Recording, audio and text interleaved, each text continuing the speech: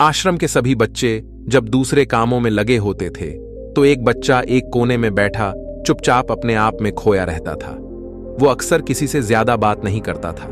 आश्रम की सभी जिम्मेदारियां पूरी करने के बाद जहां सभी बच्चे पूरे दिन की घटनाओं की चर्चा करने लगते हैं, वहीं पर वो शांत रहने वाला बच्चा एक बरगद के पेड़ के नीचे बैठकर ध्यान करने लगता। सभी बच्चों को आश्चर्य होता था क्योंकि उसका कोई दोस्त नहीं था। वो अक्सर आश्रम में अकेला ही घूमता रहता था। ये देखकर उसके गुरु को बड़ी प्रसन्नता होती थी। उसे लगता था कि कोई तो है आश्रम में जो मौन यानी कि चुप रहने की ताकत को समझता है, उसके महत्व को समझता है। आश्रम के बारे में जब भी कोई जरूरी निर्णय लेना होता, उसकी राय जरूर लिया करते थे। लेकिन यही बात गुरुजी के एक दूसरे शिष्य को बड़ी खटकती थी। क्योंकि वो गुरुजी का प्रिय शिष्य बनना चाहता था, इसीलिए वो गुरुजी के सामने दूसरे बच्चों के कामों में कुछ न कुछ कमियां निकालता रहता था, जिससे गुरुजी उसे महान समझने लग जाए।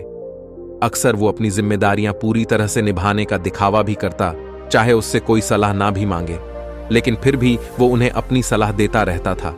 वो बहुत ही बातूनी शिष्य था और आश्रम के दूसरे सभी बच्चों में बहुत प्रसिद्ध भी था, क्योंकि वो सबसे हंसी मजाक करता रहता था, उनसे दिन भर बातें करता रहता था, इसीलिए उसकी सबसे दोस्ती हो गई थी। लेकिन जब आश्रम के गुरु उसकी राय ना लेकर दूसरे बच्चे की राय लेते थे तो ये बात उसे बड़ी खटकती थी। उसे ये लगता था कि वो उस दूसरे बच्चे से ज्यादा बुद्धिमान है, लेकिन गुरुजी फिर भी उसकी तरफदारी करते हैं। ऐसा नहीं था कि गुरुजी को बातूनी शिष्य के स्वभाव के बारे में पता नहीं था, लेकिन गुरुजी उसे अपने तरीके से सीख देना चाहते थे, ताकि उसकी ज्यादा बोलने की आदत, दिखावा करने की आदत, दूसरों में कमियां निकालने की आदत हमेशा हमेशा के लिए खत्म हो जाए और वो मौन रहकर ध्यान की गहराइयों को छुपाए। असल में हर सच्चे गुरु की यही इच्छा होती है। वो किसी तरीके से उस बातूनी शिष्य को एहसास कराना चाहते थे कि चुप रहने से ही उसे असीम सत्य को जाना जा सकता है। उस विराट का एहसास चुप होकर ही किया जा सकता है। एक दिन गुरुजी को एक तरीका सूझा। उन्होंने आश्रम के सभी बच्चों को अपने पास बुलाया और कहा कि मैं तुम सभी को दो दो हिस्सों में बांटकर अलग अलग गांवों में भिक्षा मांगने के लिए भेज रहा हूं, और जो भी दो बच्चे सबसे ज्यादा भिक्षा मांगकर लाएंगे, उन दोनों को आश्रम की सभी जिम्मेदारियां निभाने का मौका दिया जाएगा। अपनी बात जारी रखते हुए गुरुजी ने बताया कि भिक्षा मांगने से हमारा अहंकार खत्म होता है, इसीलिए हर शिष्य पूरे मन से भिक्षा मांगे। कोई भी इस काम को औपचारिकता में ना लें, वरना तो वो अपने जीवन का बहुत बड़ा ज्ञान खो देंगे। आश्रम के गुरुजी ने जानबूझकर बातूनी शिष्य और चुप रहने वाले शिष्य की जोड़ी बना दी। बातूनी शिष्य के मन में सिर्फ एक ही बात चल रही थी कि इस बार उसे मौका मिला है और इस बार वो गुरुजी को दिखा देगा कि वो चुप रहने वाले शिष्य से कितना ज्यादा प्रतिभावान है। दोनों शिष्यों ने आपस में अपनी सहमति से निर्णय लिया कि दोनों गांव के अलग अलग जगह से भिक्षा मांगना शुरू करेंगे, ताकि भिक्षा मांगने का काम जल्दी खत्म किया जा सके। चुप रहने वाला शिष्य हर द्वार पर जाकर अपने हाथ जोड़कर अपना भिक्षा का पात्र उनके सामने कर देता। उसके चेहरे पर एक सादगी और उसकी आंखों में एक एकांत होता था, जिससे भिक्षा देने वाले उसे भिक्षा देकर अपने आप को अनुग्रहित समझते थे। वहीं पर दूसरा बातूनी शिष्य हर द्वार पर जाकर उनको कुछ ना कुछ ज्ञान देने लगता था, जिससे ज्यादातर लोग उसे बिना भिक्षा दिए ही लौटा देते थे। पूरे गांव में भिक्षा मांगकर जब दोनों गांव के बीच में मिले तो बातूनी शिष्य ने देखा कि चुप रहने वाले शिष्य के पास उससे दुगुनी भिक्षा थी।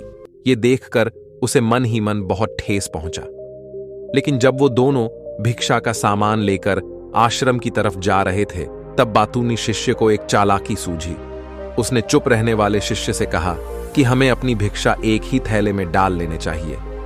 गुरुजी ने हम दोनों को एक साथ भिक्षा लाने के लिए कहा था। चुप रहने वाले शिष्य ने बिना कुछ बोले अपनी सारी भिक्षा उसके थैले में डाल दी। बातूनी शिष्य मन ही मन बहुत खुश हो रहा था कि अब गुरुजी को यह पता नहीं चलेगा कि ज्यादा भिक्षा हम में से किसने मांगी। उसे लग रहा था कि गुरुजी मुझे इससे कम प्रतिभावान समझेंगे, इसीलिए उसने ये तरकीब लगाई। सभी शिष्यों के आने के बाद संध्या के समय जब सभी की भिक्षा तो ली गई, तो इन दोनों शिष्यों की भिक्षा सबसे ज्यादा निकली। गुरुजी ने इन दोनों का अभिवादन करते हुए आश्रम के सभी बच्चों के सामने उनकी पीठ थपथपाते हुए उन्हें मुबारकबाद दी और कहा कि मैं आश्रम का कार्यभार तुम दोनों को नहीं सौंप सकता।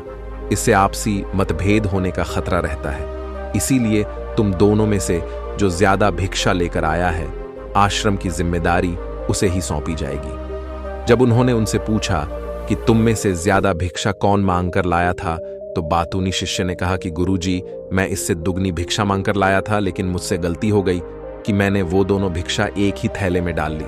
मुझे नहीं पता था कि आप ऐसा निर्णय लेने वाले हैं, वरना तो मैं अपनी शिक्षा का थैला अलग ही रखता। इस पर गुरुजी ने चुप रहने वाली शिष्य से पूछा कि क्या तुम इसके बाद से सहमत हो? क्या तुम इससे कम भिक्षा लेकर आए थे? ये सुनकर चुप रहने वाले शिष्य ने कहा कि गुरुजी, मेरे पास ऐसा कोई साधन नहीं है जिससे मैं ये साबित कर पाऊं कि मैं इससे ज्यादा भिक्षा लेकर आया था। असल में ये उल्टा बोल रहा है। दुगनी भिक्षा मैं लेकर आया था, ये मुझसे आधी भिक्षा लेकर आया था, और इसी ने ही मुझसे भिक्षा एक थैले में डालने की बात कही थी।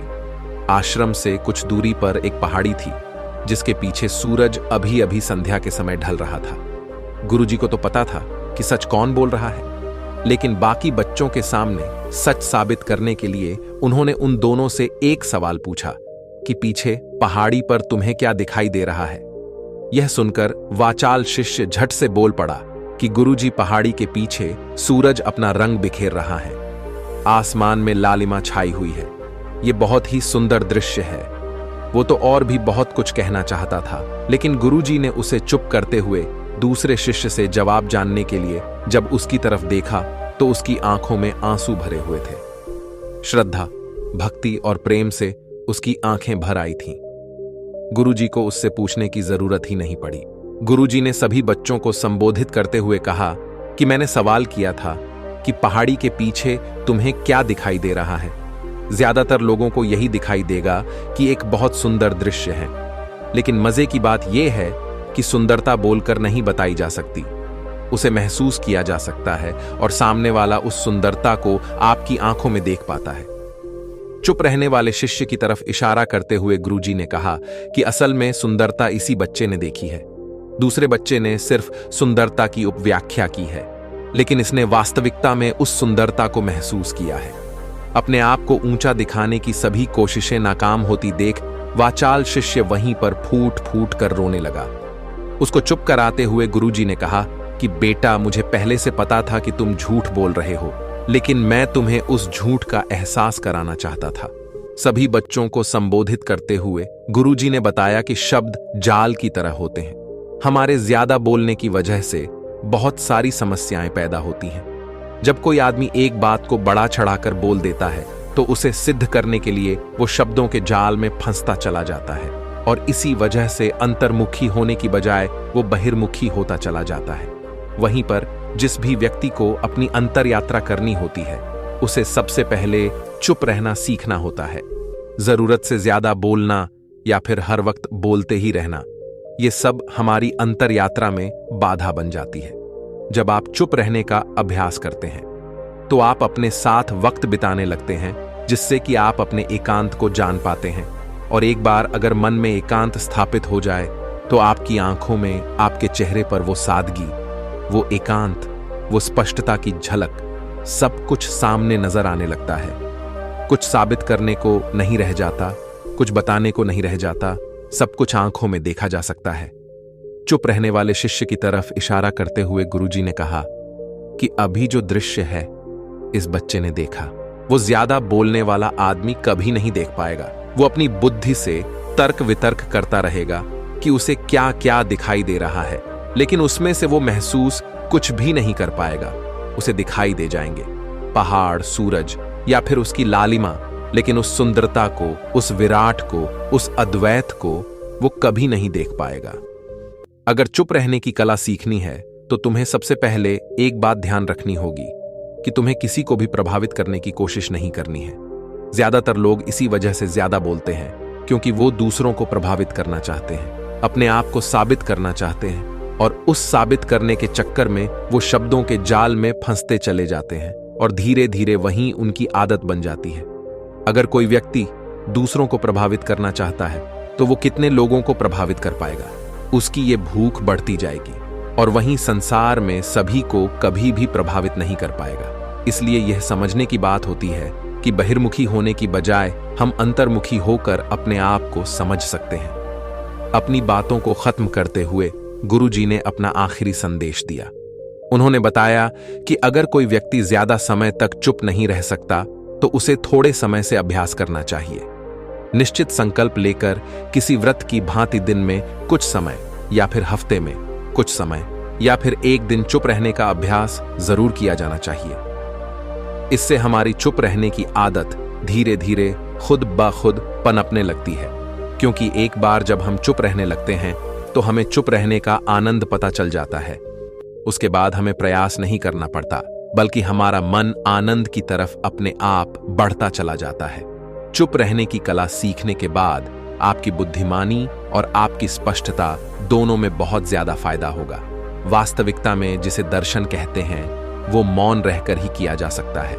इसके बाद सभी बच्चों से कुछ समय चुप रहने का संकल्प लेकर गुरुजी ने अपनी बात खत्म कर दी और सभी बच्चे रात्रि का भोजन करने के लिए एक साथ भोजन कक्ष में पहुंच गए। तो दोस्तों, कैसी लगी ये कहानी आपको कमेंट सेक्शन में जरूर बताना।